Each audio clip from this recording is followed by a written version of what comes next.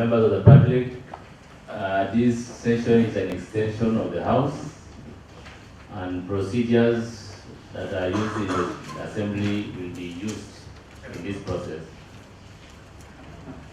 Before we continue, we'd love to have a word of prayer. Let's pray. Almighty God, in your wisdom and goodness, have appointed the offices of leaders and county assemblies for the welfare of society and just government of the people.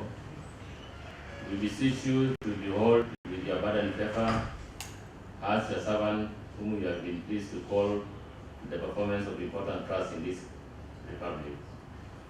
Let your blessing descend upon us here assembled, and grant that we treat and consider all matters that shall come under our deliberation in such just and faithful a manner as to promote your honor and glory, and to advance the peace, prosperity, and welfare of our county, whose interest you have committed to our child. Amen. I want to request our legal officer to announce the oath.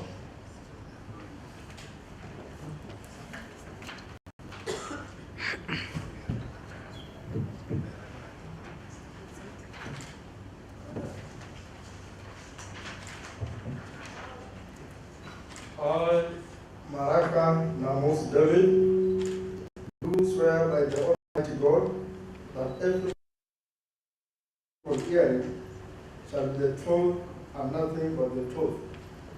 So help me God.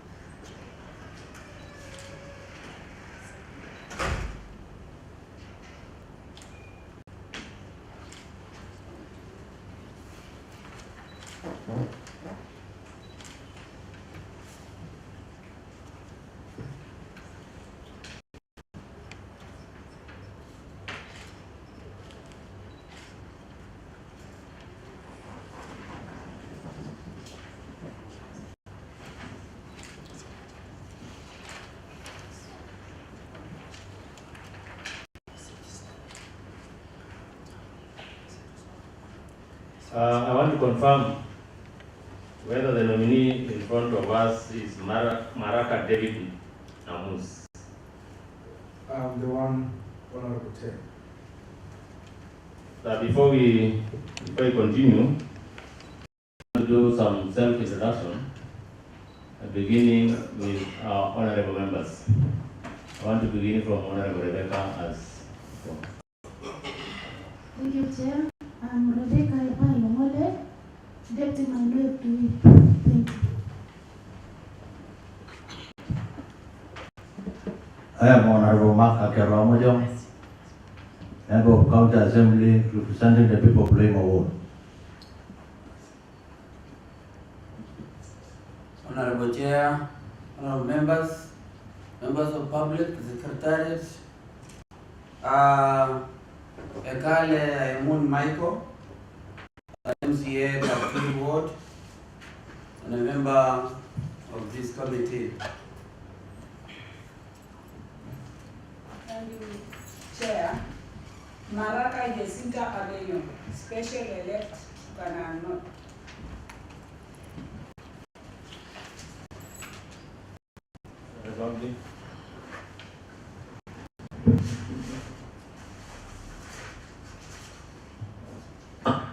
I'm Gifata Hepe Kapua, MCA Kaleng Kaikol Road, Deputy Leader of Majority, and a member of this committee.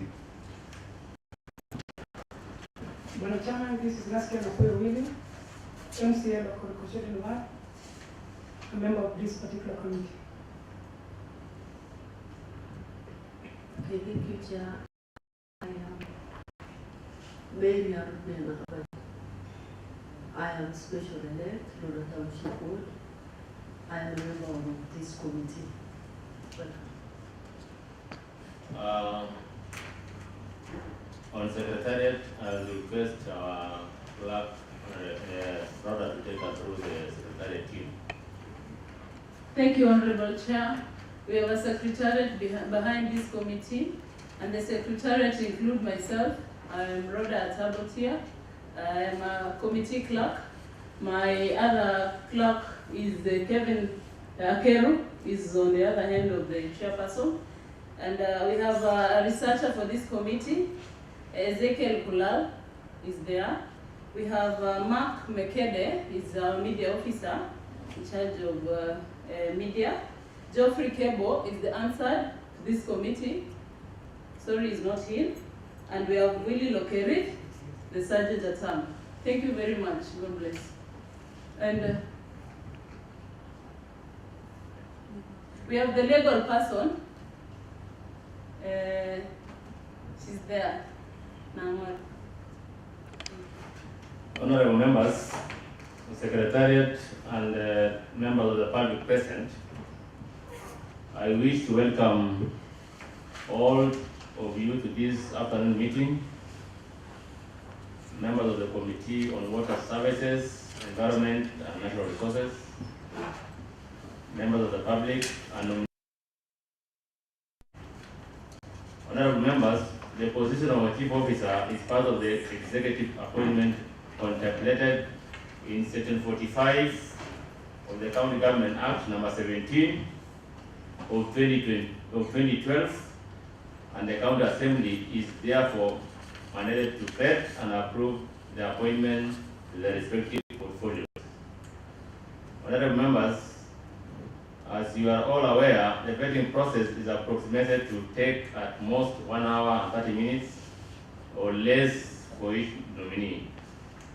According to the Public Appointment County Assembly Approval Act 2017, Section 5(1), the nominee was notified to appear before the relevant secretarial committee of the County Assembly. In adherence to Public Appointment County Assembly Approval Act 2017, Section 6(2), the clerk of the County Assembly gave out the notification of nomination on Friday, 7th April 2023 on daily nation newspapers. Section 7(4), the clerk of this assembly notified the candidate on the time and place for holding the approval hearing.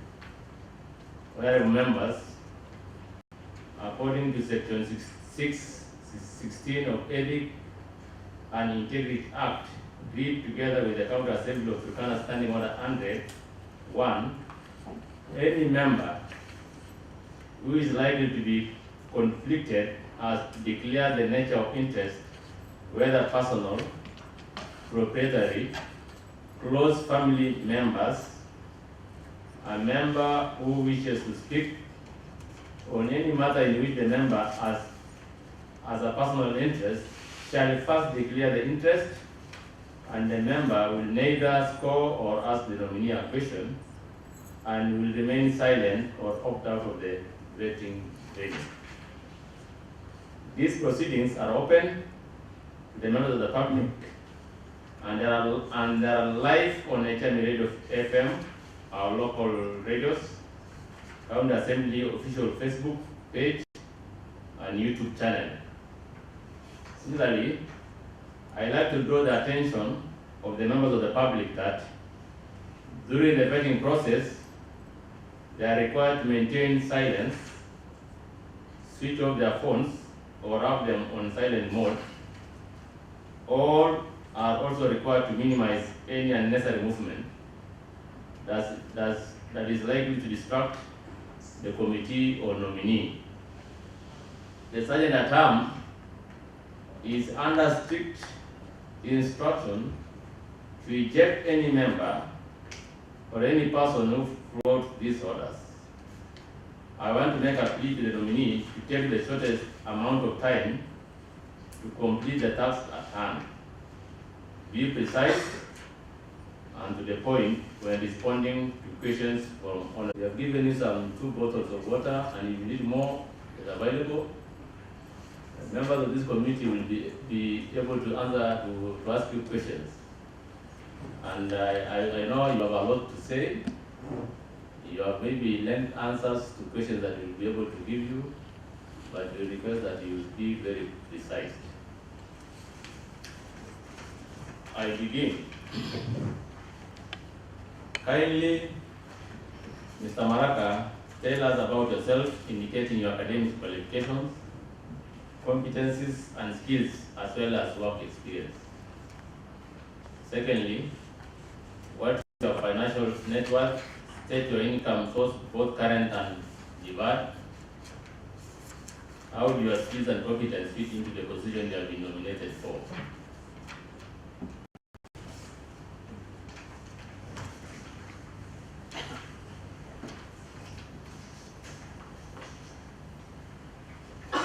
Those are the three questions I've given you. Thank you so much, Honorable Chair, honorable members.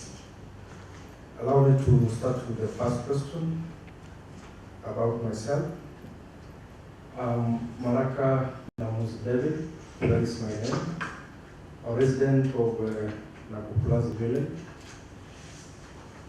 in the recently gazetted Kwajalein division in Turkana East Sub-County. I was born in 1987 and I began my education in the early 90s, where I started my early childhood education in Plus Primary School. Later on, I went to Moreland Primary School, and then again transferred to Turkana South, where I completed my primary education in Kademoro Primary School. Honorable Chair, as you can see, my movements from one school to the other was the result of the nomadic pastoralism nature of my parents, which I could not be able to afford, staying in a place, so that I'm able to complete my education in one school. I did my first KCPE in 2001. I got an admission to Lord High School. Apparently, my parents were not able to raise the school fees at that particular time for me to secure the chance at Lord High School. And for that reason, I was forced to go back to standard 8 in the same school, in Turkana South. That is in 2002. I scored highly again, 374 marks out of the maximum 500.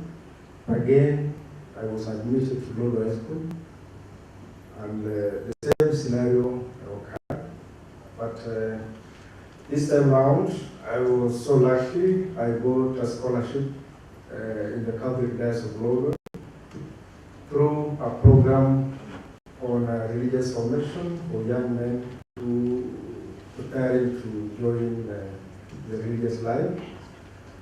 I was sponsored by the Catholic Diocese of Lodwar, and I got my admission to St. Kevin Secondary School in 2003, where I went through my O-level education in the same school and completed in 2006, having attained a mean aggregate of B+, and I managed to get an admission to Kenyatta University to pursue a bachelor's degree in education science with bias in botany and zoology, and minoring in chemistry. I completed my undergraduate studies in 2012 and graduated in the same year, that is 2012, on 29th of June 2012. And immediately after the graduation, immediately after the completion of the studies, even before the graduation, I secured a job with Tulane University in the UK under a researcher by the name Professor Masinta, who was doing a research on voluntary medical male circumcision in Turkana County, where I was contracted for a period of 4 months, and we went around all the county carrying out the research on voluntary medical male circumcision, and actually we were trying to capture the perception of the older men in Turkana County about the medical circumcision. I went back for my graduation in the month of June. After that, I secured employment with VEP, that is the biophysical prospecting company, which was doing the explorations of oil and gas in the early periods of exploration of oil. And I was contracted as a community liaison officer for Turkana East, which I did the work from the month of April up to around the month of October. Again, the explorations were countywide. We were doing the explorations in Turkana South in Block 10 BP. We were doing the explorations in Block 10, 13T in Loima. We were doing explorations in Block 13BA in Turkana North.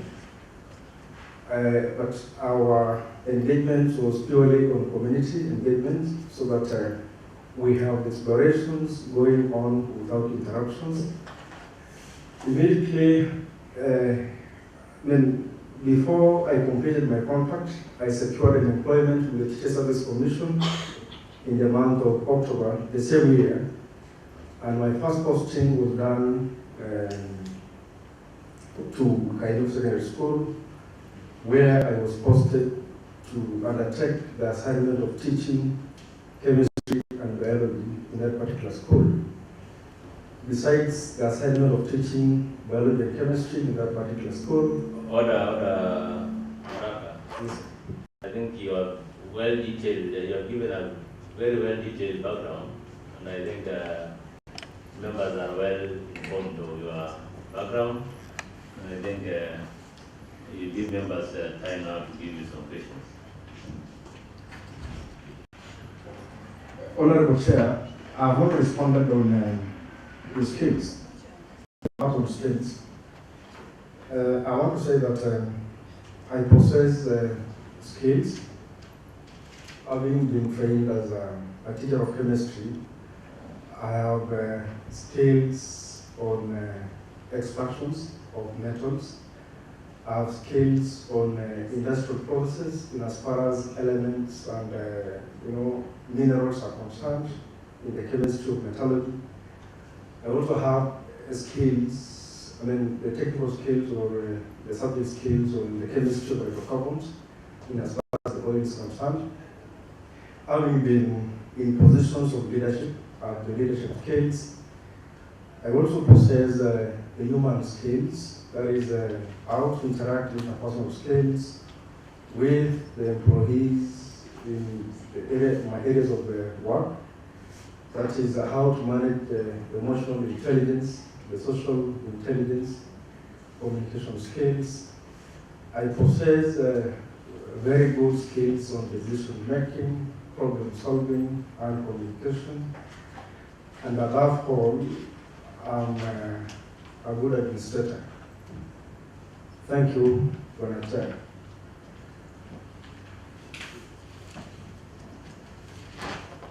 What of your financial network? You are not told us what.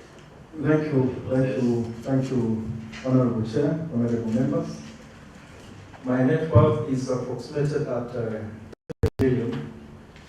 982,950 shillings, which is segregated into movable assets. I have a vehicle that is worth to close 600,000. I have fixed assets in terms of pieces of land, some which are developed, some which are not developed. I have 3 developed plots, one close to 10 million, another one close to 2.6 million, another one close to 1.7 million. I possess livestock in the same capacity of network, which amount to around 400,000 in total. I also possess a business close to around 950,000 per year. And I also have dividends, shares in the Marine National Circle. And all that sums to my net wealth, which I've mentioned, of 20,982,950 shillings.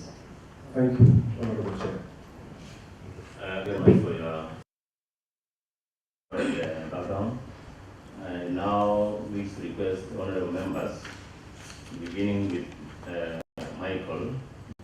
Michael.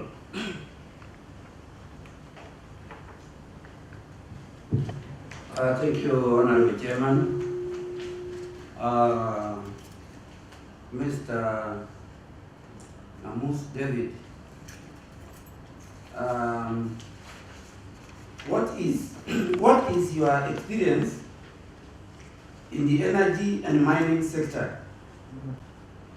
And how do you plan to use this experience to develop the sector in the county? Question 2. In what the strategies you will put in place to ensure that the country's energy needs are met sustainably and the sources of renewable energy you plan to prioritize? 3.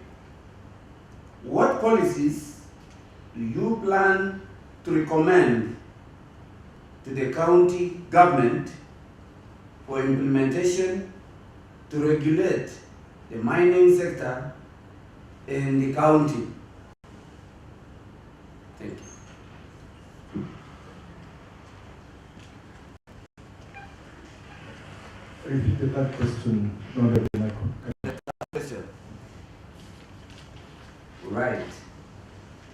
What policies do you plan to recommend to the county government for implementation to regulate the mining sector in the county?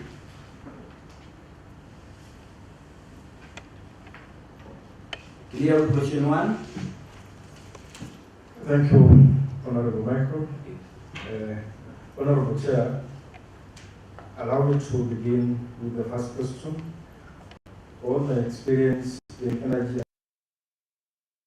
and to use this experience to improve the mining industry in the county of Turkana.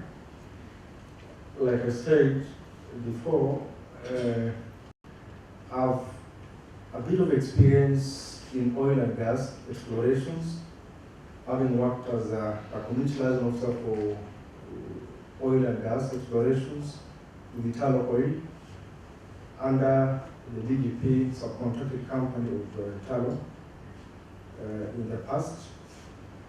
I have an experience in seismic explorations of oil and gas,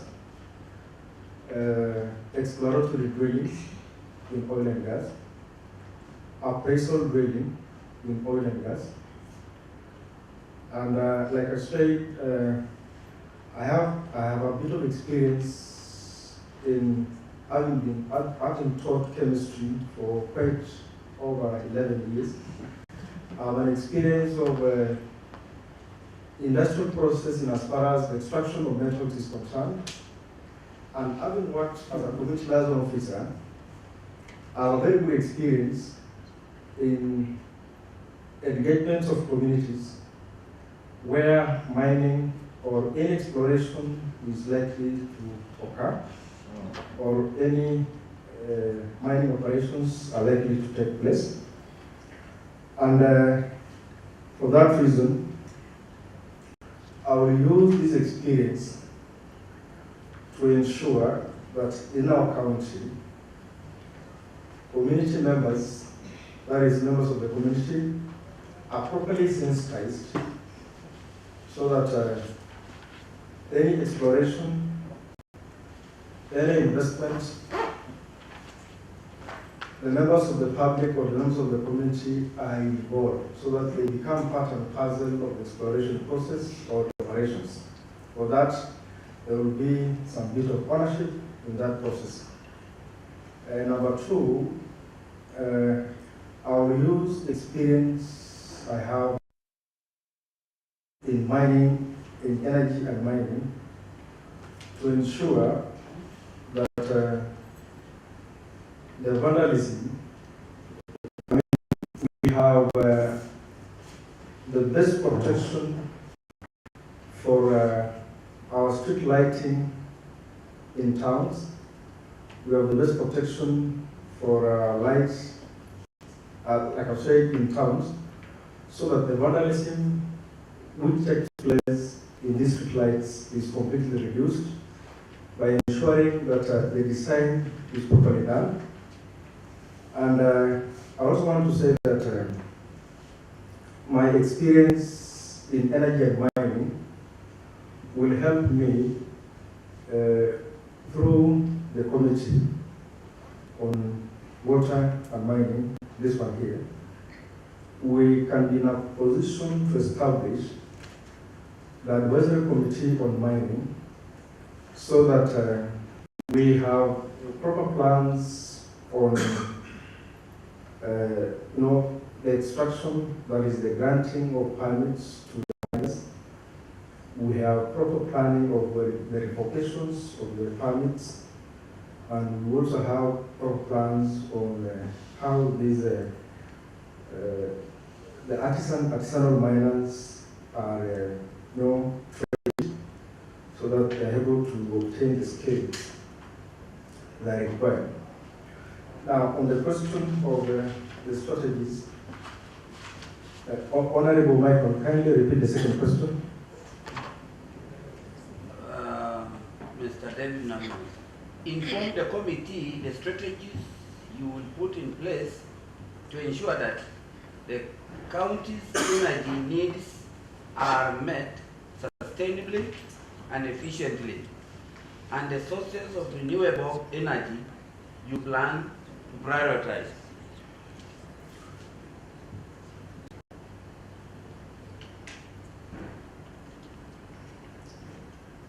Now, thank you so much, Honorable Chair.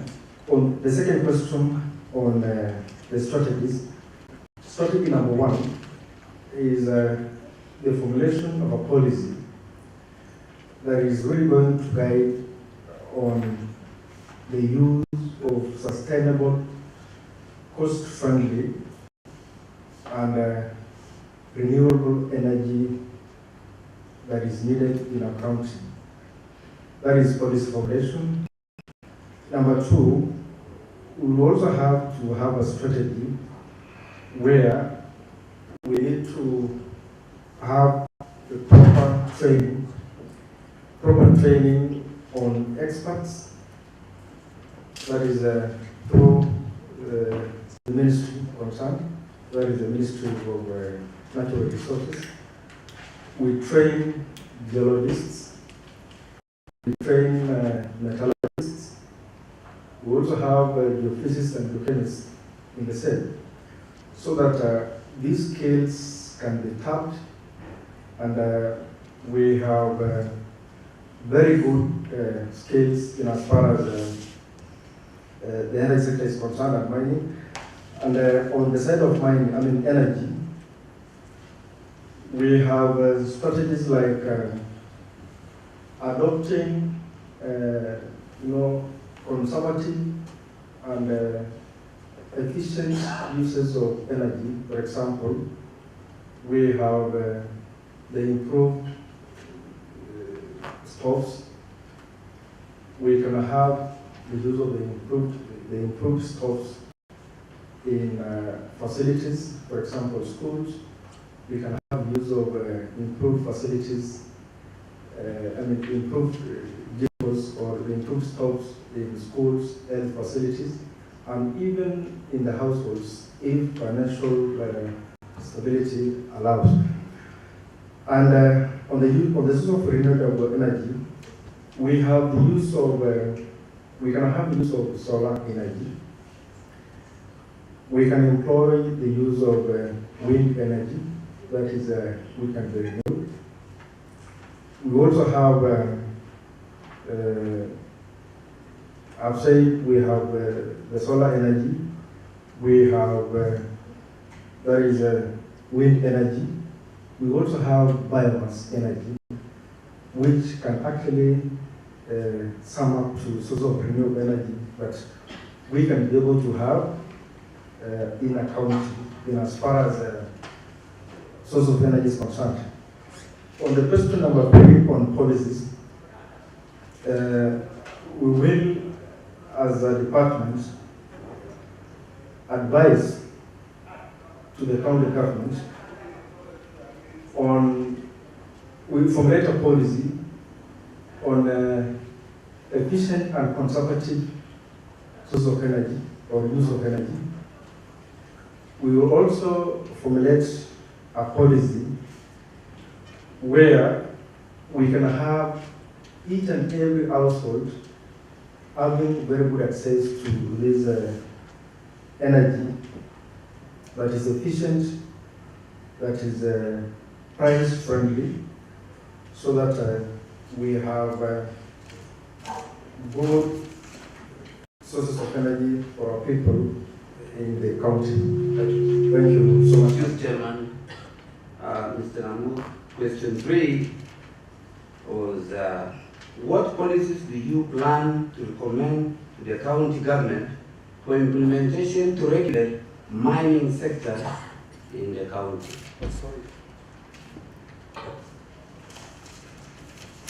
That question, sorry, Honorable Michael, that question was the policies on mining. One, we need to have a policy on safety. We need to have a safety policy, safety and health policy, so that our miners are well protected, our miners' lives are not endangered. We also need to have a policy on, how best can the county accrue revenue from the sales of these minerals, so that at the end of the day, when these sales are done, a revenue is made to the county government, so that the government benefits from the sales of these minerals. We also need to have a policy on environmental protection, so that whenever these mining activities, that is the exploratory activities in mining sector, be it in minerals or oil and gas, we have a stable environmental protection, so that we do not end up degrading our land, we do not end up endangering the lives of the people or even the wildlife living around us. So all those will be in a position to regulate the mining industry within the county. Thank you so much. Michael, do you have a follow-up question on the same? Okay. Now I request Honorable MARAKA. Thank you very much, Honorable Chair. Allow me to put three questions to the nominee. What measures do you plan to put in place to attract private investment in the mining sector in the county? And what incentives do you think the county government should offer to potential investors? Number 2, how do you plan to work with the other government agencies and stakeholders to ensure that county energy mining sector is regulated effectively and transparently?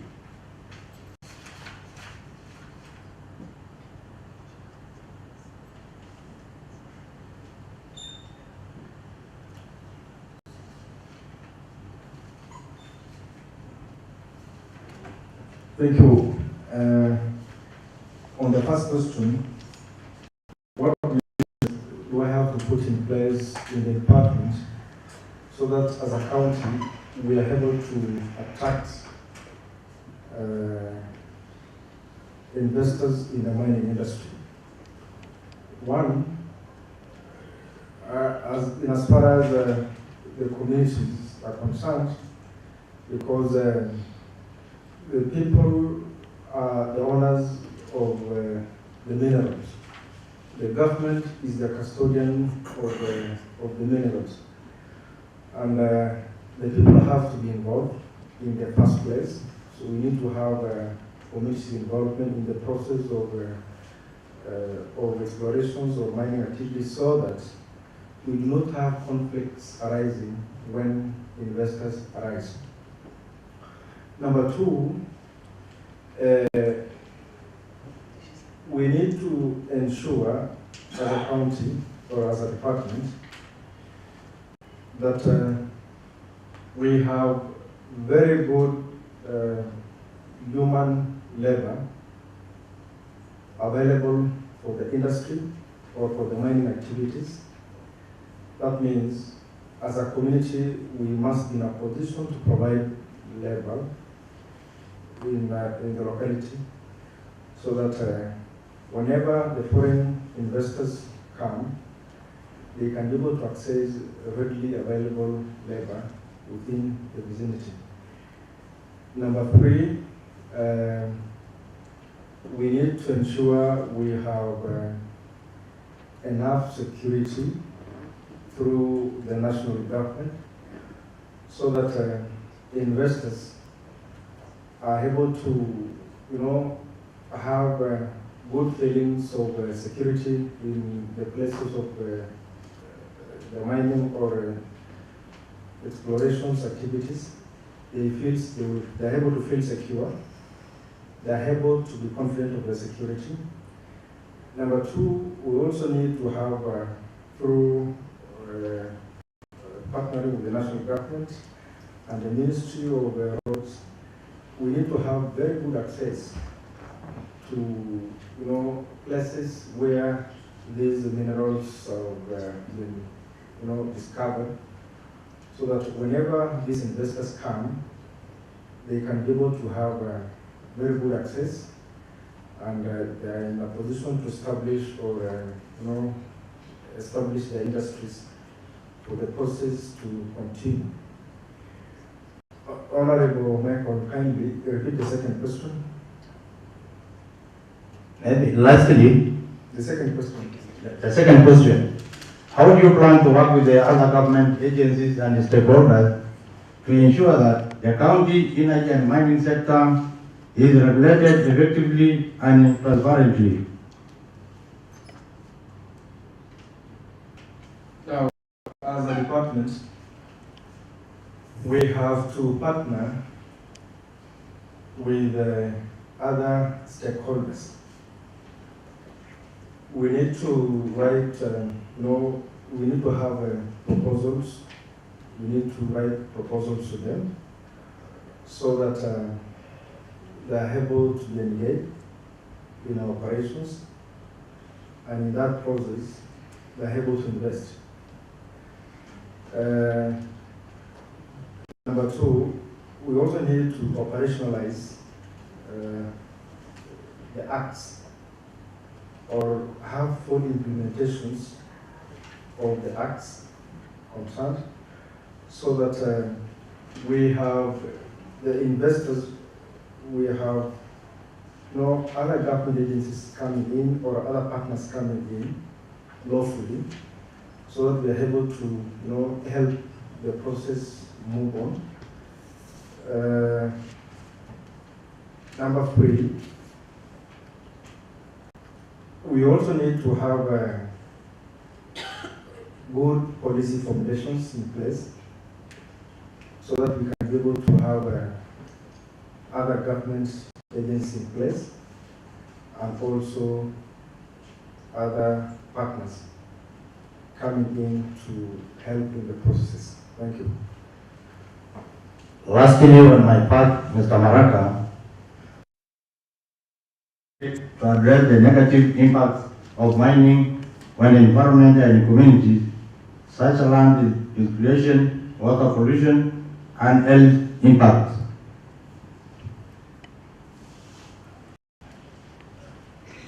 Repeat the question again. What measures do you plan to take to address the negative impact of mining on the environment and communities, such as land degradation, water pollution, health impacts? Now,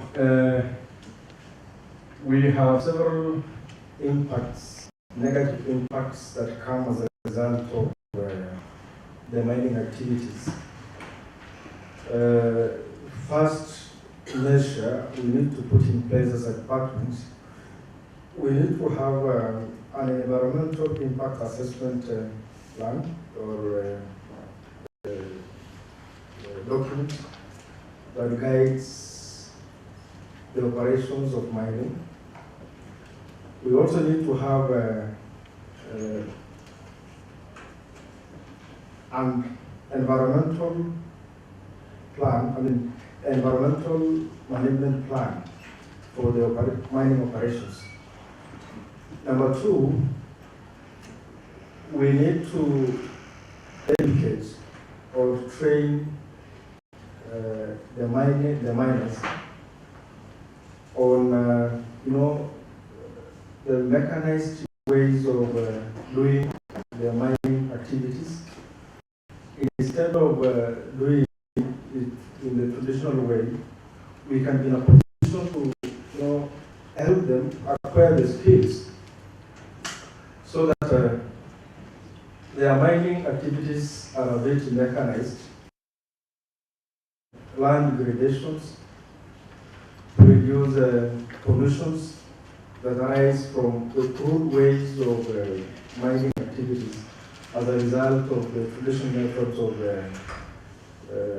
mining as an industry. Thank you.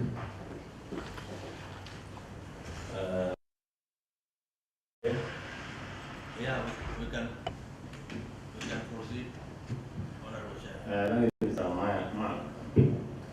Now I want to request Honorable Mary Napapon to take the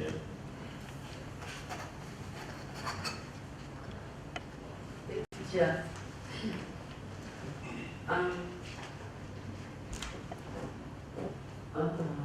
I want to ask you 3 questions. And the first one is, what plans do you have to promote local content in the mining sector in the county? That is the first one. How you will promote local content in the mining sector in the county. Now the second one is, what do you plan to promote job creation in energy mining sector in the county, and what measures would you put in place to ensure that jobs are safe and decent?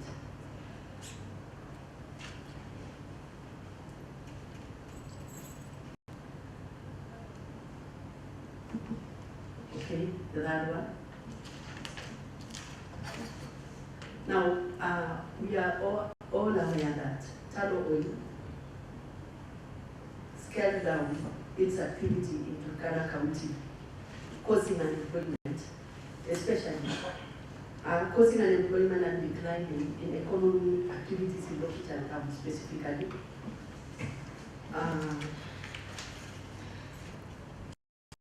We all know that there are plans of tallow oil to resume its operation. What can the county government do to diversify investments in the sector for the community in the area? That is, how can the community remain vibrant economically, whether tallow oil is there or not? Thank you.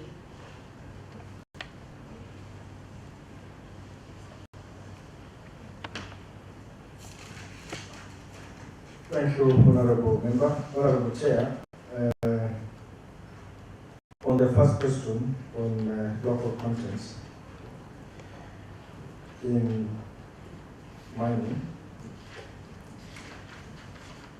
one plan we can have as a department is the creation of a committee that is, like I said, an advisory committee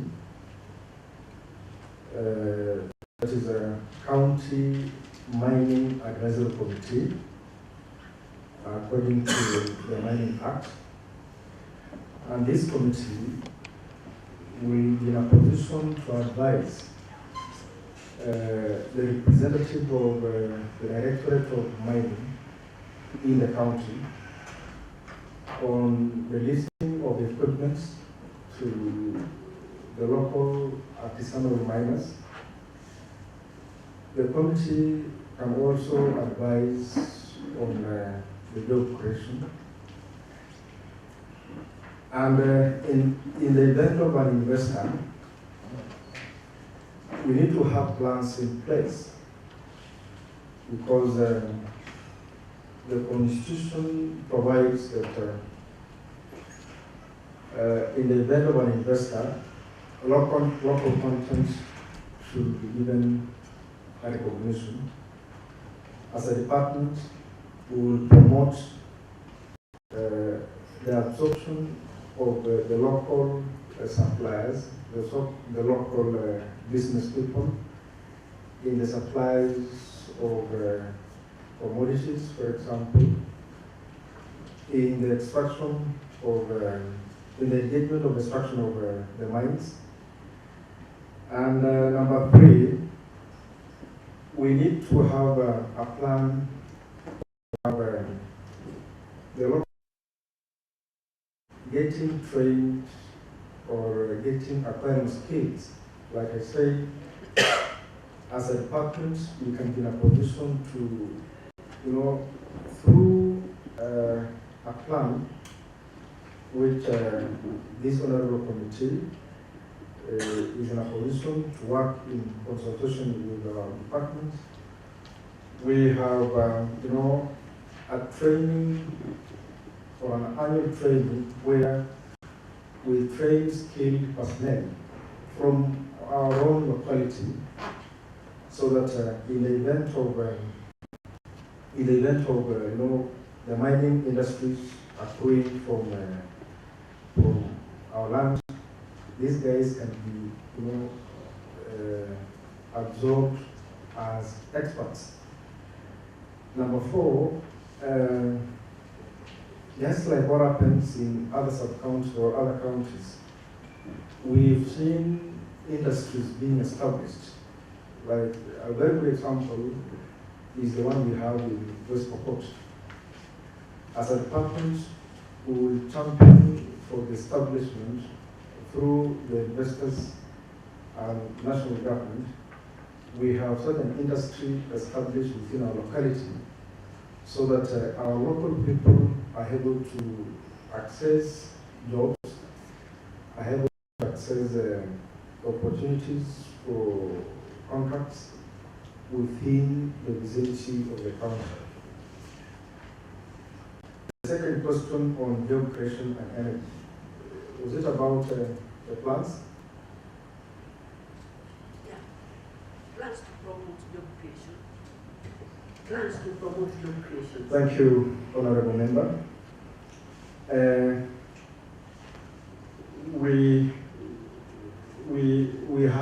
We need to have plans as a department to promote job creation in the energy and mining sector. And one of the strategies or one of the plans we need to have in place, like I said before, we need to, do more trainings on personnel, establish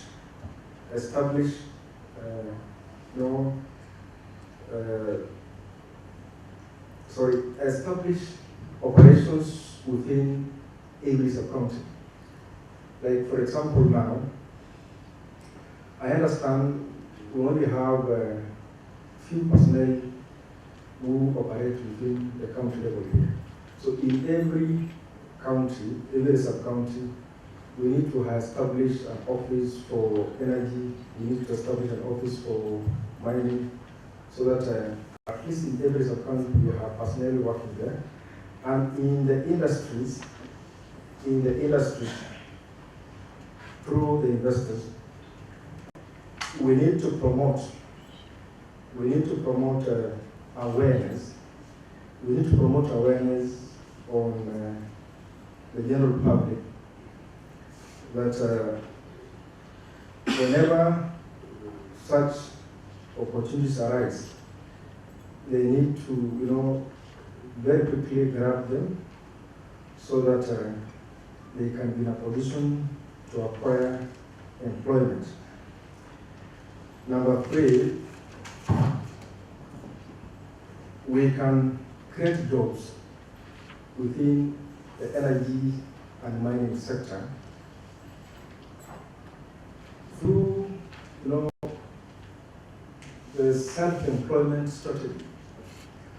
It is not necessarily that we have these guys getting employment. We can train them. Once they're trained, like for example, the artisans, they're trained. These energy or electrical energy guys are trained.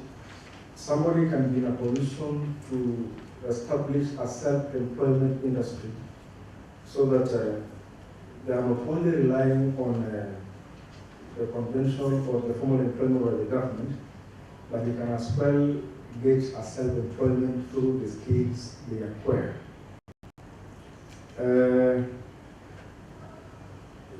Another thing we need to do as a department or as a county, we need to promote these mining activities, not just within the county, not within Kenya, but across the globe, through making more discoveries, so that we have these deposits, wherever they are, they're in a position to be, discovered, exploited, and the mining industries are all over. So that we have so many, mining activities taking place in all corners of the country. Through that, we can be able to establish very good opportunities. We can be able to have many investors coming in. So we need to promote that in our county, we have the potentials of minerals, and these minerals have to be discovered, exploited for the benefit of our people in the county. Thank you. On the third question, about the third operation scaling down, and sorry, repeat that question again. Now, that question was, we all know Tano downscales its activities from Turkana, and that caused unemployment and a decline in economic activity in many towns, especially Lukicha town. And now that Tano is planning to come back. Now the main question was, how are we going to make these towns that depend on the activity of Tano remain vibrant with Tano being in the picture or without Tano being in the picture? Thank you, Honorable Member. Honorable Chair, as a county, we not need only to entirely depend on investors. Like it's been said, a very good example of a town that is really going down in terms of economy is local. We need to have entrepreneurial skills being acquired by our people, so that when we engage in a business, we are able to sustain a business with or without an investor. Number 2, whenever we have an investor around, we need to have what we call the transfer of knowledge, because most of them come with experts. So what we need to do as a county we need to have a policy in place that whenever an investor comes in, they need to transfer knowledge to the local community so that whenever these foreign investors exist, our people remain with the knowledge and are able to sustain it. Yeah, thank you.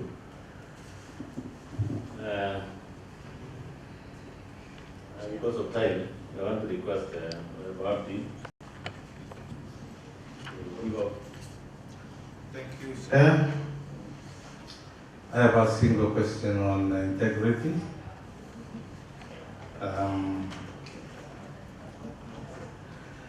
Mr. Maraka David, corruption is a nationwide pandemic.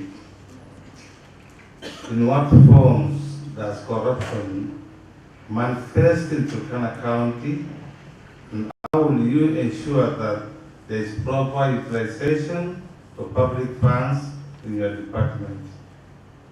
I repeat, corruption is a nationwide pandemic. In what forms does corruption manifest in Turkana County, and how will you ensure that there is proper utilization of public funds in your department? Thank you. Thank you, Honorable Member. Honorable Chair,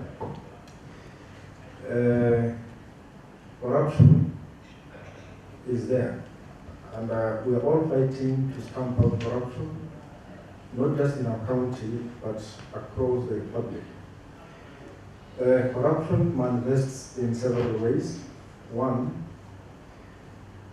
if, for example, in a department, if a procuring entity or a procuring body awards a contract to a company or a bidder that was not qualified through the procurement procedures, and this guy gets the contract at the end of the day, that qualifies to be a corrupt bid.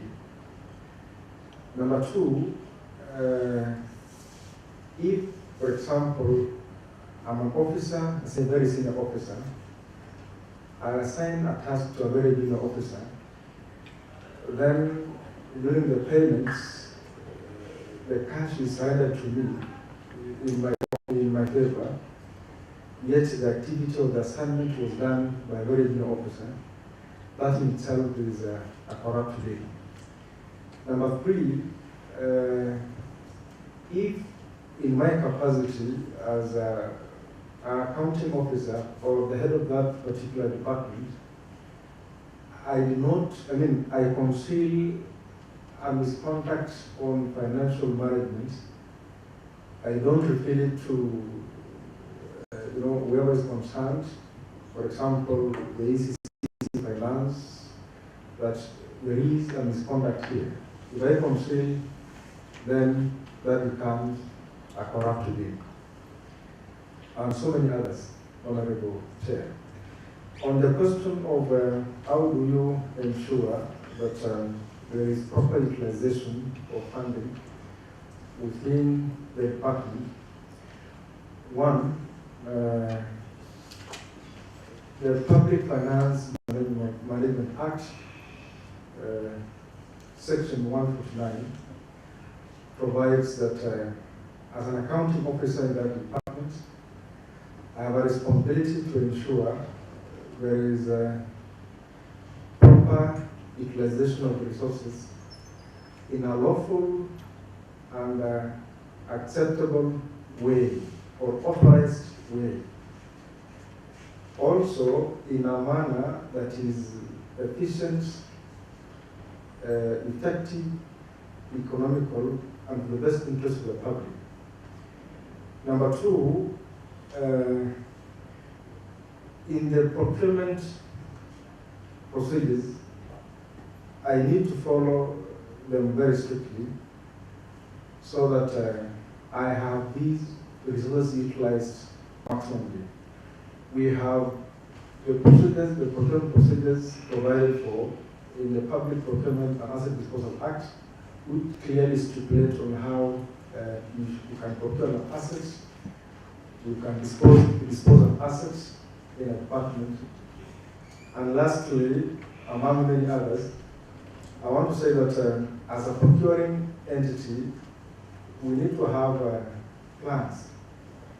You need to have a plan, a sectoral plan in place, of course, which is in conformity with the midterm plan of the county and the financial objective plan of the county. And these plans, of course, will inform on the budgetary allocations, which again must go in conformity with the annual development plan of the county. Lastly, I want to say that in all these things, you need to have your records properly done in terms of recording expenditures, protection of the records, and so many other things. Thank you. Thank you very much, David. I want to give Honorable Nakuyo Willie. Thank you. I have 3 questions to ask the nominee, but out of your courtesy, maybe I can ask only one question, because I've seen the prerequisite skills that he has can make him attain this job. Maybe out of your permission, Madam Chairperson. Permission granted. Thank you, Madam Chairperson. So, in every circumstance, there is what we call conflict of interest. In every sector, in every development agencies, there is what we call conflict of interest. So kindly, I request you to define this concept. What does it mean? And in regard to that, you also give a practical example of your leadership skills when conflict of interest arises under your watch. Thank you, Mr. Chairperson.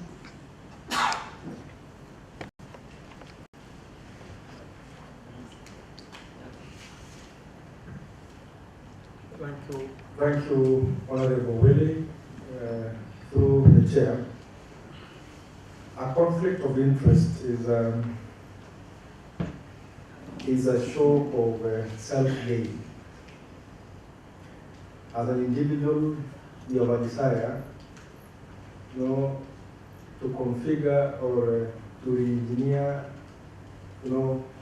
a process so at the end of the day, you have a personal gain. That is basically what it is. Then, a practical example of a conflict of interests arises, for example, where you are a head of the department, you want to procure an asset for the department, and then at the same time, you want to be the supplier. So that is in itself a conflict of interest. So you cannot be a procuring entity at the same time a supplier or a contractor. So in the event of such an instance, you simply have to withdraw the conflict. Thank you. Thank you very much, David. The last question here is, assuming you'll be approved as the Chief Officer, Mining and Energy,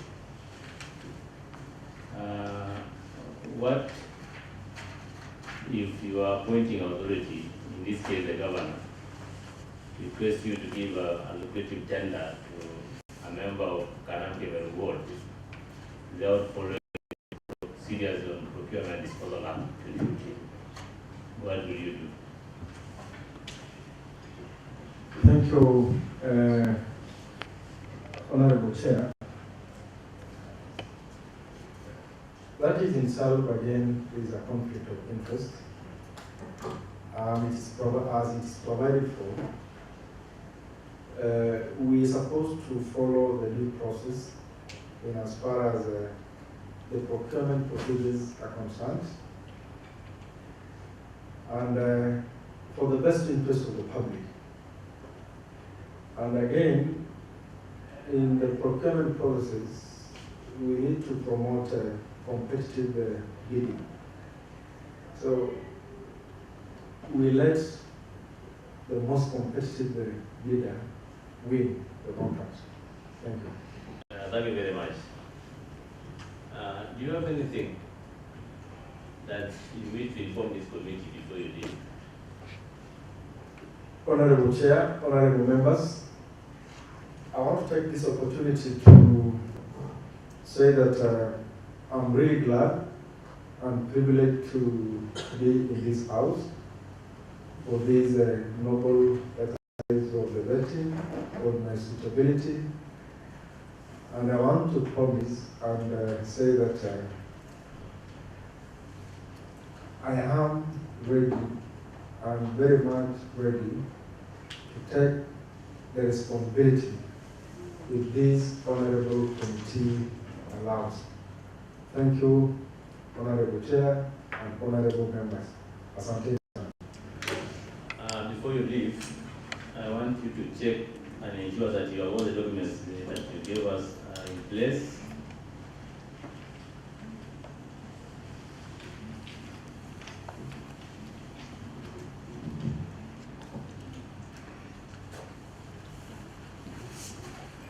Go through that file and make sure that all the documents are there.